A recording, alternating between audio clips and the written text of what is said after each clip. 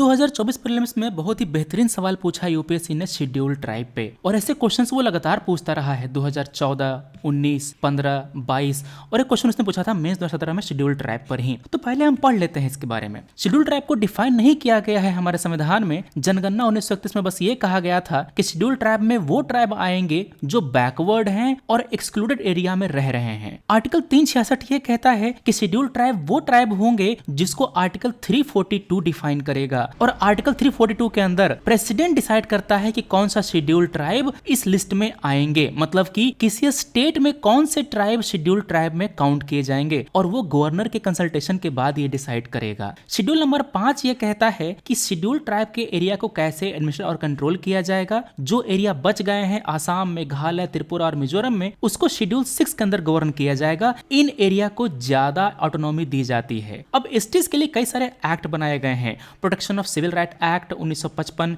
ST/SCs atrocities act 1989, PESA act 1996 और recognition of first right act 2006। अब देखते हैं हम सवाल को। सवाल कह रहा था it is the governor who recognize and declare any community as ST। Governor नहीं, प्रेसिडेंट तय करता है कि किसी राज्य में कौन से ट्राइब शेड्यूल ट्राइब के अंदर आएंगे।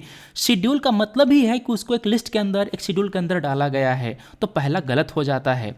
कोई भी कम्युनिटी शेड्यूल ट्राइब डिक्लेयर होती है तो दूसरे राज्य में वो शेड्यूल ट्राइब हो कोई जरूरी नहीं है, क्योंकि शेड्यूल ट्राइब की जो लिस्ट होती है वो स्टेट स्पेसिफिक होती है, उसी राज्य के लिए बस होती है। तो आपका पहला गलत है, दूसरा सेकंड सही है, तो इसलिए 2 only is the correct answer.